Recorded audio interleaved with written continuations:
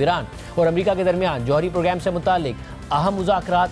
कल होंगे। ओमान के दारुल हुकूमत मस्कत में होने वाले इन अहम और आला सतह के मुज़ाकरात पर दुनिया भर की नज़रें जमी हुई हैं और इन मुज़ाकरात के मशरिक़ वस्ता में जारी हालिया कशीदगी पर भी गहरे असरात मुरत्तिब होंगे। मगर आज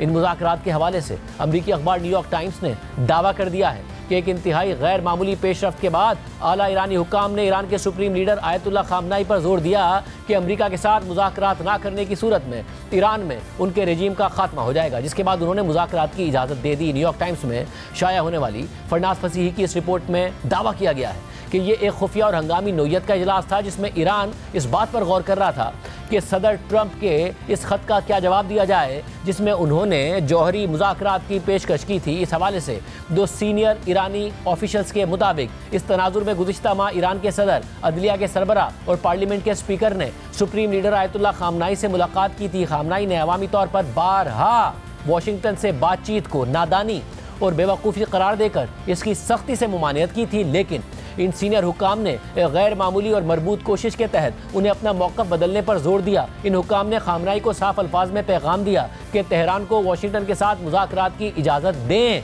और अगर ज़रूरी हो तो बराह रास्त मुज़ाकरात की भी इजाज़त दे दें, वरना ईरान में इस्लामी जमहूरी निज़ाम खतरे में पड़ सकता है। हुक्काम ने खामनाई को बताया कि अमेरिका और इसराइल के साथ जंग का खतरा इंतहाई संजीदा है। अगर ईरान ने मुज़ाकरात से इनकार किया या मुज़ाकरात नाकाम हो गए तो नतंस और फुर्दो में ईरान की दो बड़ी जौहरी तंसीबात पर फौजी हमले नागुज़ीर हो जाएंगे और अगर ईरान पर हमला होता है तो वो लाजमी तौर पर जवाबी कार्रवाई पर मजबूर हो जाएगा, जिससे एक वसी जंग का खतरा पैदा हो जाएगा। और ये एक ऐसा मंजरनामा है जो ना सिर्फ ईरानी मईशत को मजीद तबाही की तरफ ले जाएगा बल्कि इससे मुल्क के अंदर बेचैनी, मुजाहरे और हड़तालें भड़कने का भी खदशा होगा। और हुक्काम ने सुप्रीम लीडर को खबरदार किया कि दो मुहाजों पर लड़ाई रेजीम के वजूद के लिए खतरा बन सकता है। दो ईरानी ऑफिशियल्स के मुताबिक कई घंटों पर मुहित इस तवील इजलास के अख्तिताम पर आयतुल्लाह खामनाई ने बिलाखिर नरमी दिखाई और उन्होंने पहले एक सालिस के जरिए इनडायरेक्ट मुज़ाकरात की इजाज़त दे दी और फिर साजगार हालात की सूरत में अमरीकी और ईरानी मुज़ाकरातकारों के दरमियान बराह रास्त बातचीत की भी इजाज़त दे दी। जिसके बाद 28 मार्च को ईरान ने सदर ट्रंप के खत का बाज़ाब्ता जवाब दे दिया जिसमें मुज़ाकरात के लिए आमादगी का इंदिया दिया गया। इसके बाद पीर को ट्रंप ने ऐलान कर दिया कि ईरान के साथ बराह रास्त मुज़ाकरात हो रहे हैं और फिर कल ट्रंप के हमरा काबीना इजलास में मुज़ाकरात के हवाले से बात करते हुए अमरीकी वज़ीर ख़ारजा मार्को रूबियो ने एक बार फिर अमरीका की तरफ से हफ्ते को होने वाले मुज़ाकरात की तस्दीक कर दी और उन्होंने मज़ीद कहा कि ट्रंप के खुसूसी नुमाइंदा बराए मशरिक़ वस्ता स्टीव विटकॉफ अमरीका की जानिब से मुज़ाकरात की सरबराही करेंगे और ये मुज़ाकरात बराह रास्त होंगे। आपकी बदौलत एक अहम मीटिंग हफ्ते को होने वाली है। एक तवील अरसे के बाद एम्बेसडर रोडकॉफ और ईरान के आला सतह के एक रहनुमा के दरमियान पहली बार बराह रास्त बातचीत होगी। हमें उम्मीद है कि ये बातचीत अमन की तरफ ले जाएगी। आपने बहुत वाज़ेह तौर पर कहा है कि ईरान को एटमी हथियार कभी हासिल नहीं होंगे। ईरान ने भी मुज़ाकरात की तस्दीक की है, ताहम उनका अब भी कहना है कि मुज़ाकरात इनडायरेक्ट होंगे। ईरान की सरकारी न्यूज़ एजेंसी तस्नीम के मुताबिक ईरानी और अमरीकी टीमें हफ्ते की सुबह ओमान के दारुल हुकूमत मस्कत पहुँचेंगी, जहाँ दोनों फरीक़ैन के दरमियान ओमान के वज़ीर ख़ारजा सैयद बदर से मुलाकात के बाद इनडायरेक्ट मुज़ाकरात मुतवक्के हैं और वफूद की आमद के वक्त को मद्देनज़र रखते हुए तवक्को की जा रही है कि दोपहर के वक्त मुज़ाकरात का आगाज़ होगा। ओमान के वज़ीर ख़ारजा सैयद बदर दोनों फरीक़ैन के पैगामात का तबादला करेंगे। ईरानी वज़ीर ख़ारजा अब्बास अराग़ची पहले ही तस्दीक कर चुके हैं कि इन मुज़ाकरात में ईरानी वफ़द की क़यादत वो खुद करेंगे, लेकिन इस सारी सूरत हाल में भी अमरीका ईरान पर मुआहदे के लिए ज़्यादा से ज़्यादा दबाव की अपनी पॉलिसी पर कायम है और ईरान की जानिब से मुज़ाकरात में हिस्सा लेने के बावजूद सदर ट्रंप मुसलसल धमकी आमेज़ बयानात दे रहे हैं और उनकी इंतज़ामिया ईरान से मुंसलिक कंपनियों और शख्सियात पर पाबंदियाँ लगा रही है। कल भी अमरीका ने ईरानी तेल की तरसील में मुलविस होने के इल्ज़ाम में भारतीय शहरी जोगविंदर सिंह और उनके तकरीबन 30 बहरी जहाज़ों पर पाबंदियाँ आयद कर दी हैं। इसके अलावा अमरीका ने ईरानी तेल की तरसील ही के इल्ज़ाम में मज़ीद चीनी कंपनियों पर भी पाबंदियाँ लगाने का ऐलान कर दिया है। इससे पहले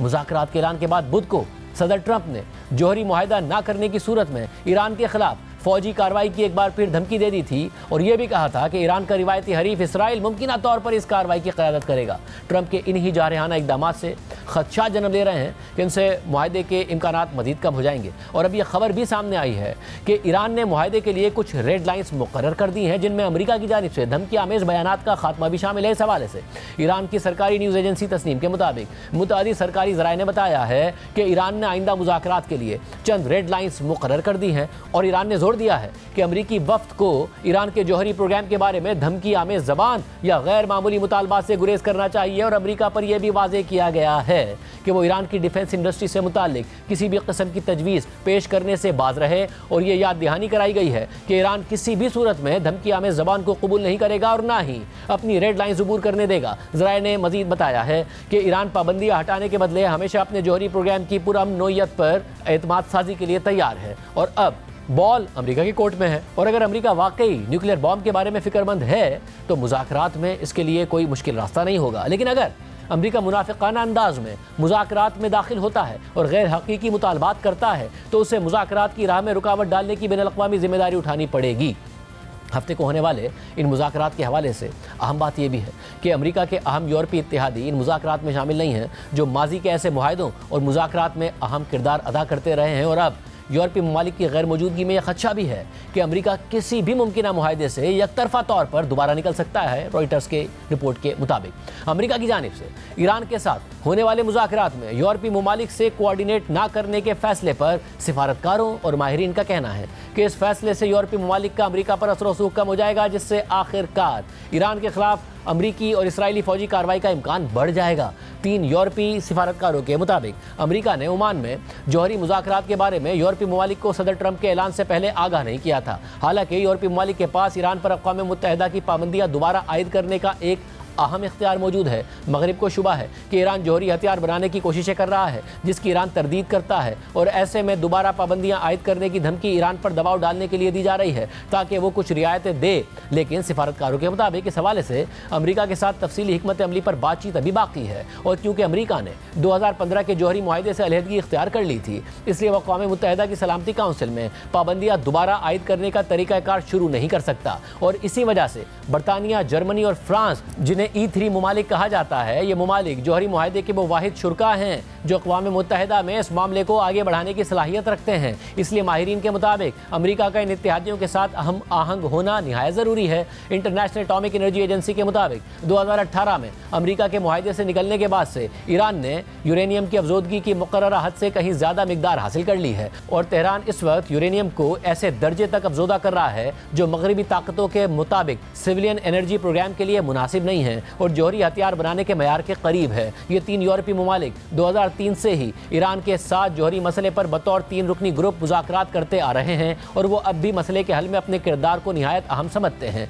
हाल ही में यूरोपीय ममालिक ने नई पाबंदियों के जरिए अमेरिका की ईरान पर दबाव डालने की पॉलिसी में मदद की है। सदर ट्रंप के इलेक्शन जीतने और ओहदा संभालने के दरमियानी अरसे में जब अमरीकी पॉलिसी में खला था तो यूरोपीय ममालिक ने सितंबर से ईरान के साथ इब्तिदाई मुज़ाकरात का आगाज़ कर दिया था जो ताहाल जारी है। इस हवाले से E3 ममालिक यानी बरतानिया, जर्मनी और फ्रांस का कहना है कि ये मुज़ाकरात ज़रूरी थे क्योंकि 2015 का मुआहदा 18 अक्टूबर को ख़त्म होने वाला है, जबकि सिफारतकारों के मुताबिक इन मुज़ाकरात में ईरानी हुक्काम अक्सर अपने यूरोपीय हम मनसबों से नई अमरीकी इंतज़ामिया के बारे में सवालात करते रहे हैं, जबकि ईरान समझता है कि E3 ममालिक और जौहरी मुआहदे के दीगर फरीक़ों के साथ बातचीत उसके जौहरी प्रोग्राम पर कशीदगी को कम करने में मदद दे सकती है और ये अमरीका के साथ मुज़ाकरात के लिए भी अहम किरदार अदा कर सकती है।